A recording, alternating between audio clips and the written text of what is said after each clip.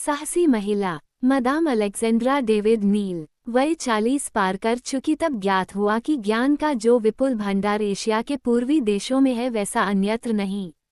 ऐसे ऐसे लुप्तप्राय ग्रंथ इन देशों में छिपे पड़े हैं जिनसे ज्ञान विज्ञान को एक नवीन राह मिल सकती है।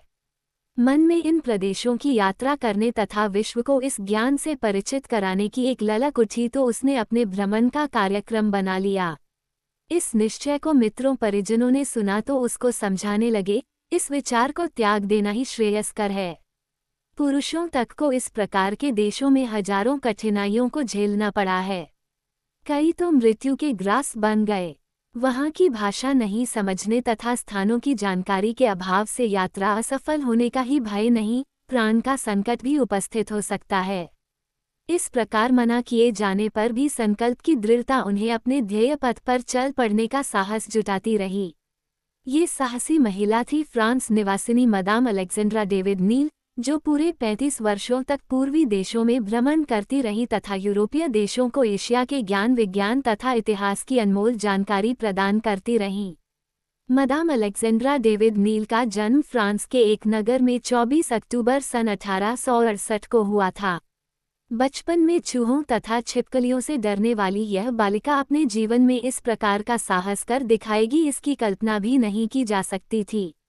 घटनाएं नित्य प्रति मनुष्यों के सामने घटती रहती हैं।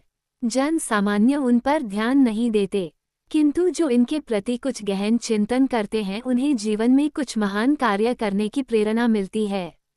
जन्म, यौवन, जरा, मरण से सभी परिचित हैं और ऐसी घटनाएं सभी देखते हैं, पर सब बुद्ध की तरह उनके प्रति गहन चिंतन नहीं करते।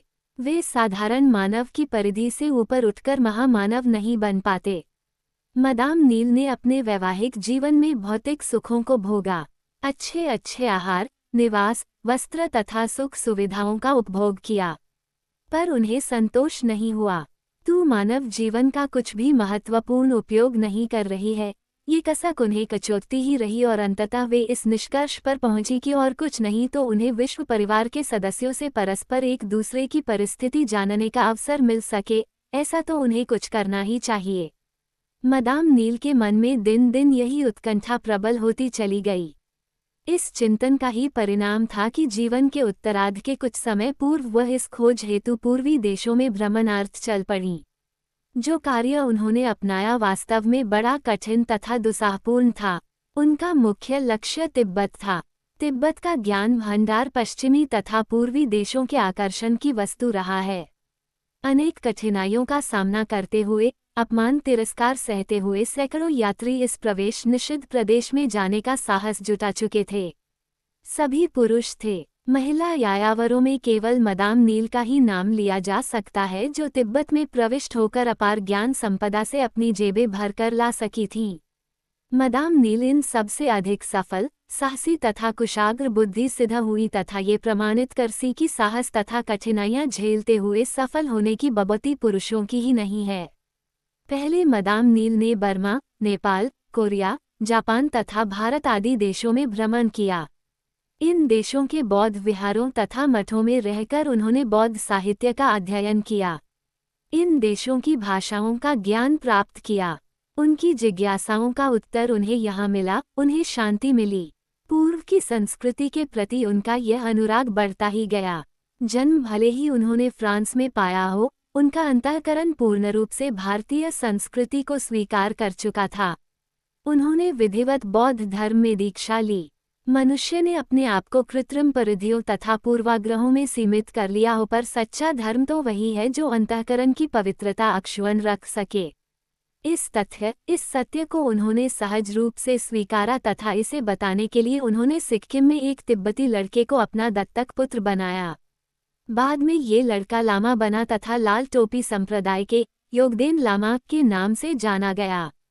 तिब्बत के दलाई लामा ने विदेशी पर्यटकों का तिब्बत में प्रवेश निषिद्ध कर रखा था। ये प्रदेश तांत्रिक उच्च साधनाओं तथा तत्संबंधित साहित्य का भंडार था। इस कारण 1848 से 1950 के समय में अनेक विदेशी इस प्रदेश में पहुंचे। इनकी यात्राओं के संस्मरण रोंगटे खड़े कर देने वाले हैं। इन सब में अग्रणी मदाम नील थी, जिन्होंने लासा में प्रविष्ट होने में सफलता ही प्राप्त नहीं की वरन कई दिनों तक वहां रह सकीं। इस संबंध में मदाम ने अपना अनुभव इस प्रकार लिखा है। मैं स्वीकार करती हूँ कि अन्य यात्रियों की भांति जिन्होंने लासा पहुँचने की कोशिश की तथा मंजिल तक पहुँचने में असफल हुए, मैंने कभी भी लामावादी नगर में जबरदस्ती घुसने का प्रयत्न नहीं किया, न ऐसा करने की मेरी इच्छा थी। अपने अनुसंधान के लिए अथवा धर्म, दर्शन, साहित्य और तिब्बत की रहस्यमयी झांकियों के दर्शन के लिए मैं राजधानी न जाकर तिब्बत के उत्तर पूर्वी भागों में जाती तो वहां के विद्वान लामाओं से सहायता पाती और उधर जाने से लाभ भी होता। जिस बात के कारण मुझे लासा जाने का निश्चय करना पड़ा, वह थी उस बाधा और निषेधाज्ञा की छानबीन करना जिसने तिब्बत को बंद करके रखा है। शारीरिक श्रम तथा साहस, खतरों से जूझने तथा तितिक्षा को पुरुषों ने अपना ही क्षेत्र मान रखा है, किंतु जब किसी महिला ने चुनौती दी तो यह असत्य सिद्ध हुआ। मदाम नील के इस अभियान से यह सिद्ध होता है कि महिलाएं पुरुषों से किसी भी दृष्टिकोण से 19 नहीं है। मदाम नील ने तिब्बत की प्रथम यात्रा शिगर्चे तक की। यहाँ के प्रसिद्ध विहार, जो कि पंछेन लामा का पीठ स्थल है, कि तत्कालीन पंछेन लामा इस विद्वान जिज्ञासु महिला से बहुत प्रभावित हुए।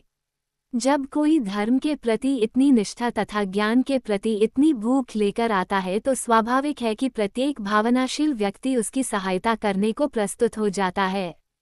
पंछेन लामा ने उन्हें अपने यहाँ रखा लिया। तिब्बत सरकार को इस बात का पता चला तो उन्हें तत्काल तिब्बत से बाहर चले जाने का आदेश दिया। मदाम नील को तिब्बत से बाहर जाना पड़ा। तिब्बत सरकार ने वहां के निवासियों को भी इस बात को छिपाए रखने और सूचना नहीं देने के अपराध में दंडित किया। ज्ञान को भौतिक संपदा की तरह अपने तक ही सीमित रखने की इस घातक प्रवृत्ति के कारण कई विदेशियों को इस प्रकार संकटों का सामना करना पड़ा था। मदाम नील इस धक्के को सहने का साहस रखती थीं। उनकी इच्छा शक्ति और दृढ़ हो गई। अपनी पुस्तक माई जर्नी टू लासा की भूमिका में उन्होंने लिखा है, अब की लासा प्रवेश का विचार मेरे मन में दृढ़ हो गया। मैंने प्रतिज्ञा की कि कितनी भी बाधाएं आए मैं लासा पहुंचूंगी। इसके पीछे बदले की भावना कतई नहीं थी। अपने दत्तक पुत्र के साथ उन्होंने कई यात्राएं की। मदाम ने अपने को इसके लिए पहले से तैयार कर रखा था। वह तिब्बती भाषा की पंडिता हो चुकी थीं।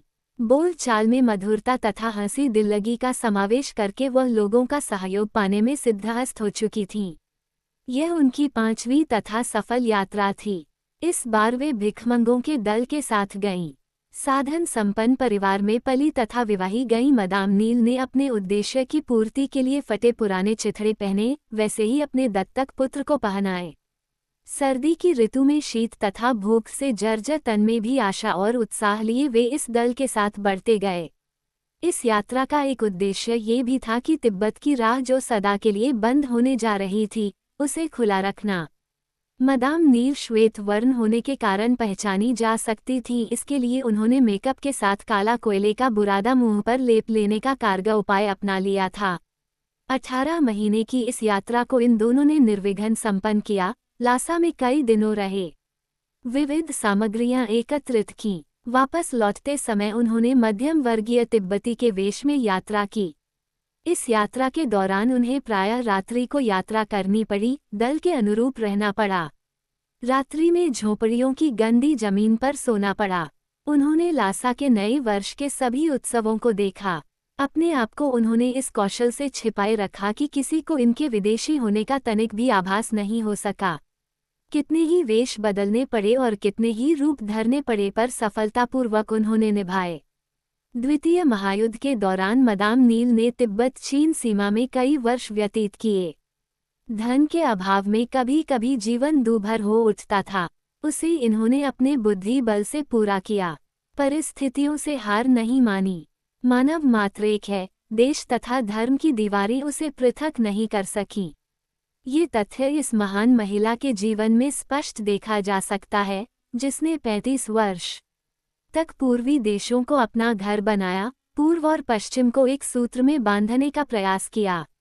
सन 1969 में इन्होंने अपना 100वां जन्म दिवस मनाया है। इस आयु में भी उनका अध्ययन, चिंतन तथा लेखन उसी गति से चल रहा है। कोई उन्हें वृद्धा नहीं कह सकता। चेहरे की झुर्रियां उनके चिर युवा उत्साह को ढांप नहीं पाई हैं। प्रायः 40 वर्ष से ऊपर पहुंचकर जीवन के प्रति उत्साह गंवा बैठने वाले व्यक्तियों के विपरीत इस साहसी महिला ने 40 के बाद ही जीवन का महत्वपूर्ण कार्य संपादित किया है। दक्षिणी फ्रांस के दिग्ने नामक स्थान पर एकांत निवास कर रही मदाम नील के साथी हैं मूर्तियां, प्रार्थना चक्र तथा स्मृतियां। इस साहसिकता के बल पर वे सारे विश्व में अभिनंदनीय मानी गईं। इन्हीं के अथक परिश्रम, अपूर्व धैर्य तथा कठिन साहसिक अभियान के प्रसाद स्वरूप पूर्वी देशों संबंधी अनेक ग्रंथ अंग्रेजी भाषा में उपलब्ध हो सके हैं। बौद्ध धर्म, संस्कृति तथा साहित्य के साथ तिब्बत की रहस्यमय तांत्रिक साधना भी जुड़ी हुई है। मनुष्य द्वारा शरीर मन से ऊपर उठकर एक सूक्ष्म परिवेश आत्मा के स्तर तक पहुंचने संबंधी मार्गदर्शन तथा तत्संबंधी उपलब्धियों के विषय में जानकारी उन्होंने अपने ग्रंथों में प्रस्तुत की है। मनुष्य पेट प्रजनन के चक्र में ही कूप मंडूक की तरह फंसा रहे तथा उससे ऊपर उठने और विश्व मानव को अपनी कर्मठता द्वारा कुछ न दे सके, उसके भंडार से लाभ तो दोनों हाथों से उठाता रहे पर उसकी श्रीवृद्धि के लिए कुछ भी प्रयास न करे तथा अपने जीवन में ऐसा कोई कार्य न कर सके जो भावी पीढ़ी को शिक्षा दे सके, ऐसे मनुष्य को पृथ्वी का भार मानने वाली मदाम नील अपने इस उदात्त दृष्टिकोण के कारण ही एक आदर्श के रूप में इतिहास के पृष्ठों पर अमर हो गई हैं।